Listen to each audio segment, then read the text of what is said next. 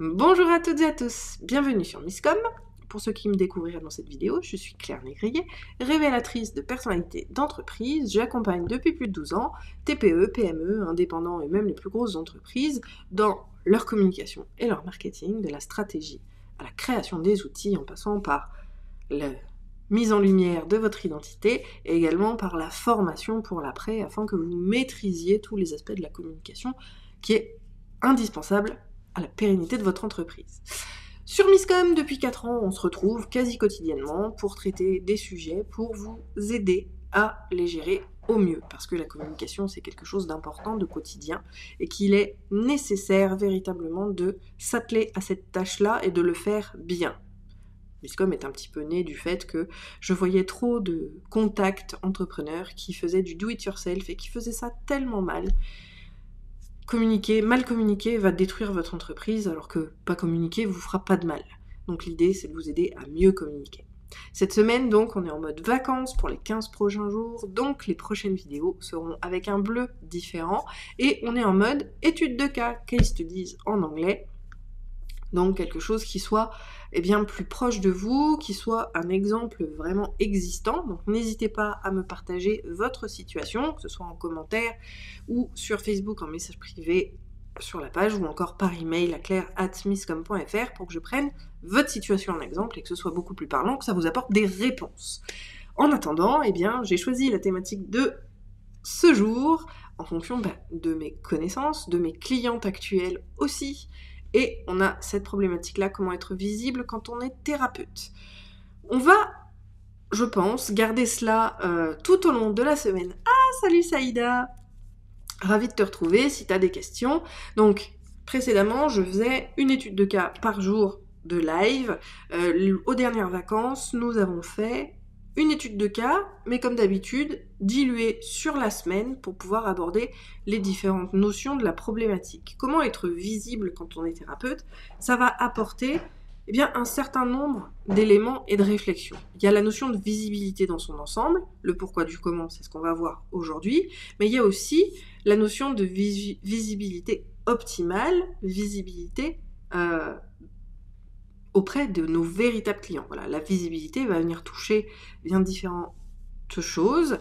Donc si j'ai pas d'autres études de cas et que vous me proposez pas vos situations en exemple pour faire une étude de cas par jour, je pense qu'on restera sur cette notion de visibilité en tant que thérapeute. Donc tu vois, c'est tout indiqué pour toi Saïda cette semaine, tout au long de la semaine. Donc on se retrouvera aujourd'hui, demain et vendredi, puisque ce sont les 3 jours de vacances où je suis seule à la maison, ou du moins sans mes grands pour venir nous embêter. Car vous le savez, je ne fais pas de live quand j'ai les enfants à la maison.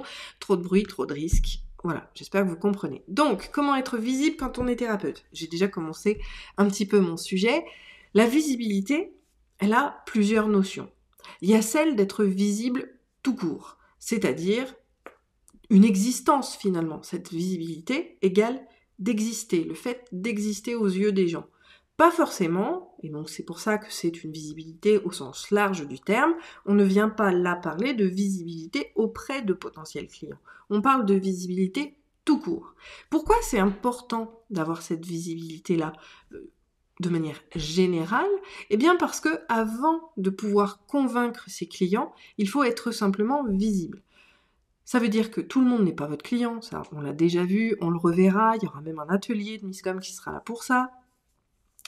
Le principe, c'est d'être visible auprès de ses clients, mais parfois, c'est pas notre client qui nous voit, notre client potentiel, j'entends, qui va nous voir. Par contre, cette personne-là va être une cible relais, c'est-à-dire, ou une cible secondaire. La cible secondaire, c'est quelqu'un qui connaît votre véritable cible et qui va pouvoir lui parler de vous. Je vous donne un exemple, donc Saïda, bienvenue, et je profite que tu sois là et d'avoir fait un coucou pour te prendre en exemple. Pour toute autre personne qui serait sur le live, encore une fois, n'hésitez pas à commenter, comme ça je vous prends en exemple dans la situation.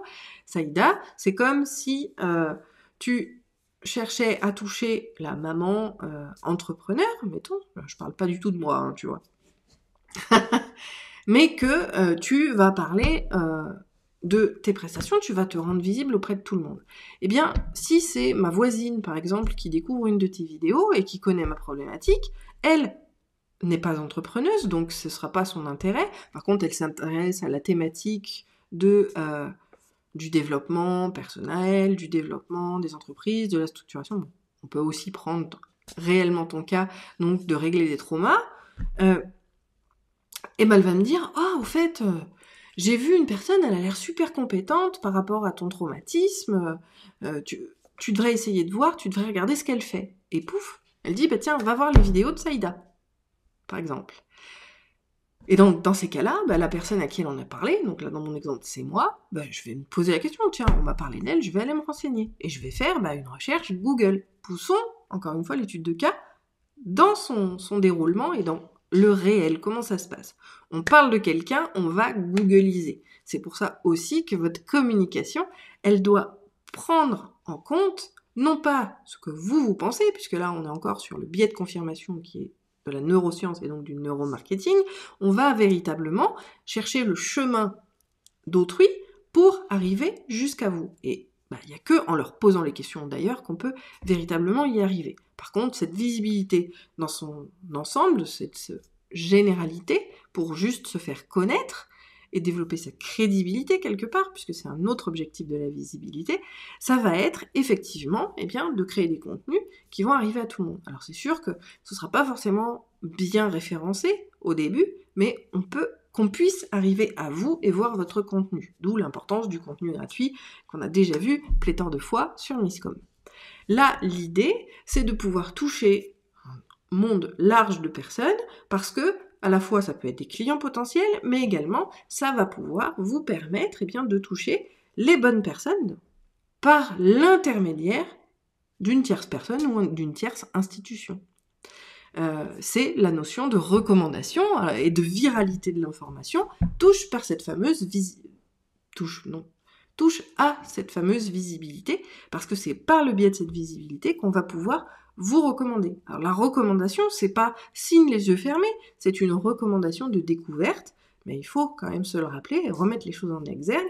La référence et la recommandation, c'est pas forcément directement sur le business, ça peut être simplement sur l'intérêt et les thématiques d'intérêt. L'idée, encore une fois, étant de créer sa communauté de potentiels clients. Les leads, ça sert, tout dépend des objectifs, mais dans un objectif commercial, bien sûr, il vous faut surtout des clients. Si vous n'avez que 20 membres, 20 mails à votre mailing list, mais ce sont 20 personnes qui achètent tous vos ateliers, ce sera toujours beaucoup plus intéressant que d'avoir 1000 mails dans lesquels il n'y a que 20 personnes qui achètent. Parce que ça veut dire que il y en a 980 qui, en fait, ne servent absolument à rien, si ce n'est à descendre votre référencement. Mais ça, c'est une autre histoire. Donc voilà, cette notion de visibilité, donc pour une première émission, visibilité globale. Elle est indispensable pour que les gens puissent vous voir, pour que vous ayez une existence, d'accord ? C'est vraiment cette notion d'existence-là. Vient à cette existence un deuxième objectif, que j'ai déjà mentionné tout à l'heure, qui est celui de la crédibilité. Vous ne pouvez pas vous prétendre professionnel de telles choses tant que vous n'avez pas la justification. Alors, je sais, c'est très français. C'est très français, donc déjà si vous habitez en France, c'est le cas. Bon, après les pays francophones type Canada, on a aussi la mentalité américaine et même canadienne d'elle-même qui vont venir jouer, et donc certaines personnes auront ce réflexe-là aussi, mais pas que. En tout cas, pour la France, c'est inéluctable. On est aussi beaucoup, pour vous le rappeler, on parle neuromarketing, on parle aussi neurosciences. L'effet de halo, vous savez que mon dada, c'est les biais cognitifs. L'effet de halo est un biais cognitif. C'est un raccourci du cerveau qui dit, celui qui a l'auréole au-dessus de la tête, c'est waouh, c'est celui qu'il faut écouter. Pour vous donner un exemple beaucoup plus parlant, qui se joue aussi dans la communication politique, et en plus de ça, dont on a d'ailleurs parlé, ça aide beaucoup, en ce moment par rapport au Covid et par rapport à tout ce qu'on vit depuis 2 ans, à partir du moment où la personne a une blouse blanche, quand elle parle, on l'écoute. C'est comme ça, le schéma, raccourci du cerveau, il a une blouse blanche, donc il est crédible. En gros, c'est un petit peu cet effet-là que l'on souhaite pour vous avec ce travail de visibilité. Il faut bien sûr être visible, et être visible de manière qualitative pour engendrer, moi je l'assume, mon côté vibratoire, etc., cette notion de connexion. Il n'y a que la crédibilité qui va effectivement connecter avec les bonnes personnes. Si vous n'êtes pas crédible, vous ne connectez pas. Les gens vont regarder et passer leur chemin. Si finalement vous donnez vraiment un contenu de qualité, si vous avez dans l'esprit multicanal dont on peut parler aussi, c'est-à-dire de diffuser de l'information. Attention, pas cross-canal. On ne fait pas un copier-coller du même contenu sur des supports différents. On va compléter l'information sur des biais différents. Appelons un chat, vous donnez un article de blog, vous écrivez un article sur un sujet en particulier. Donc Saïda, ça pourrait très bien être un thème sur la difficulté de l'estime de soi, même si c'est peut-être un peu trop général par rapport à ce que tu vises et ce que tu fais.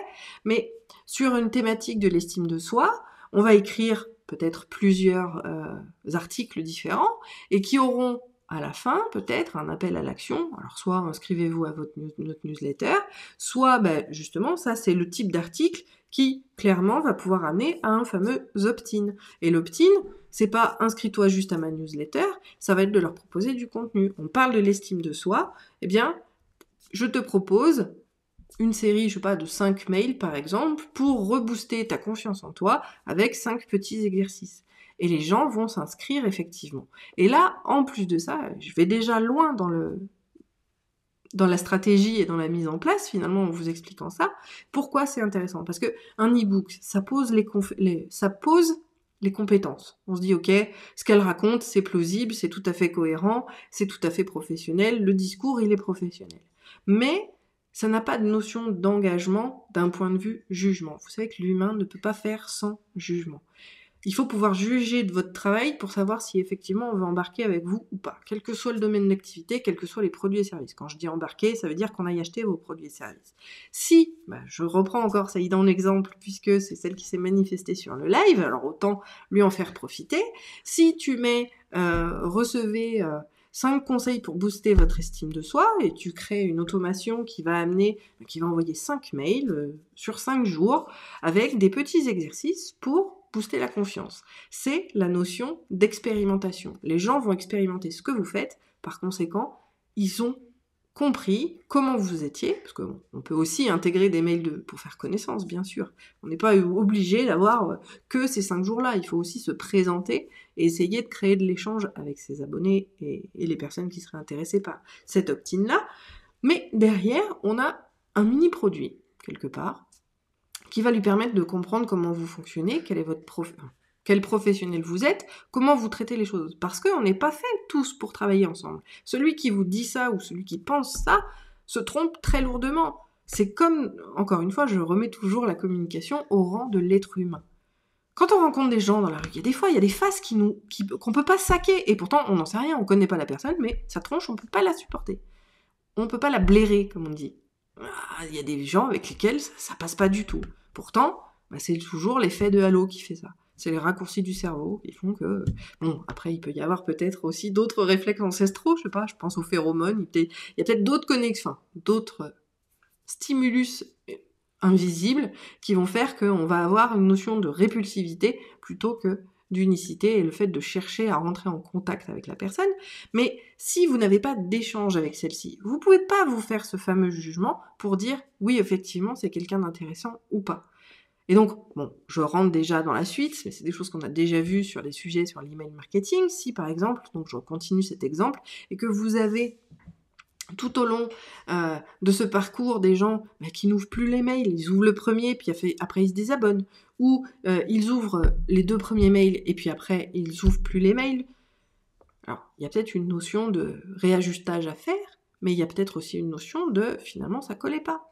Cette personne-là, si elle ne s'est pas désabonnée d'elle-même, virez-la. C'est que ce n'est pas une cliente potentielle. Alors, c'est schématique et c'est peut-être pas aussi instantané qu'il faudrait le faire. On attend dans l'emailing, je l'ai déjà dit, souvent au bout de 10 mails, général. D'accord ? On parle de l'emailing général, on parle pas d'un email ciblé, j'ai tel atelier. Si la personne n'ouvre pas le mail, c'est juste qu'elle n'est pas intéressée par l'atelier, ça veut pas dire qu'elle ne sera pas intéressée par un autre. Mais si sur les thématiques générales et votre stratégie mail marketing, la personne n'ouvre aucun des mails que vous lui envoyez sur 10 mails, par exemple, c'est probablement que ça l'intéresse pas. Ou alors, ça l'intéresse, mais qu'en mode gratuit, parce qu'elle n'a aucune interaction. Il y a cette notion-là, quand on n'est pas dans un objectif commercial et qu'on est dans un objectif d'interaction, si les gens n'interagissent pas, c'est que bien souvent, c'est pas le bon canal. Et ça, c'est certes valable pour les thérapeutes, mais c'est aussi valable pour tout le monde.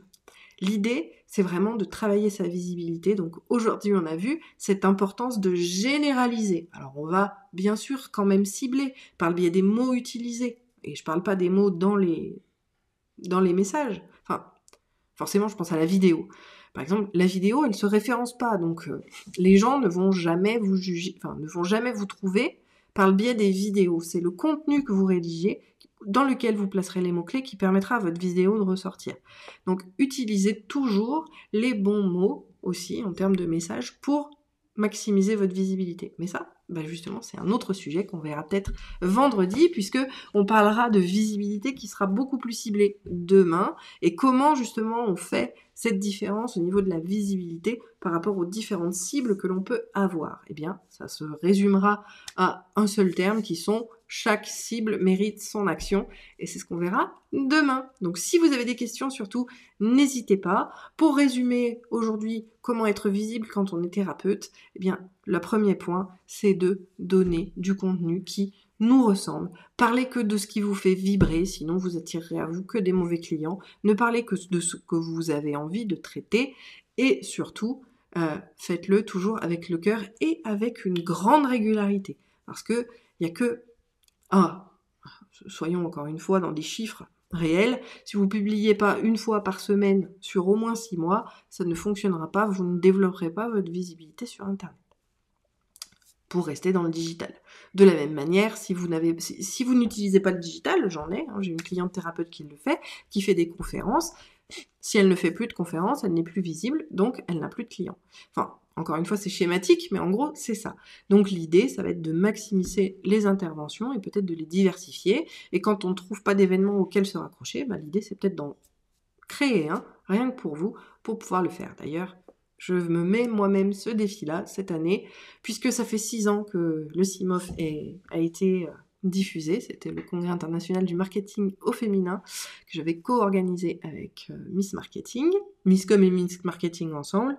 Je vais créer un salon en 2022 justement pour pouvoir refaire le point sur tout ça, sur toutes ces pratiques. Je suis en train de le mettre en place. Donc si vous avez des besoins, vous me les envoyez. Si vous voulez participer à l'événement, je suis aussi en recherche d'intervenants parce qu'il est temps de changer de tête et de voir un petit peu des nouvelles têtes dans le domaine. Je pense que ça fera un vent de fraîcheur à tout le monde et ça fait du bien aussi d'avoir d'autres points de vue. En tout cas, voilà, c'est lancé. L'idée est lancée, maintenant je n'ai plus qu'à me jeter à l'eau et à commencer à organiser tout ça. Je vous souhaite une très bonne journée, un très bon appétit. On se retrouve demain pour la suite pour voir justement la visibilité plus ciblée et on continue ensemble, comme ça, pour toute question, encore une fois, n'hésitez pas à les partager en commentaire pour qu'on puisse faire les choses ensemble et voir ce qui vous concerne vraiment. Bonne journée, bon appétit, et je vous dis à demain. Bye.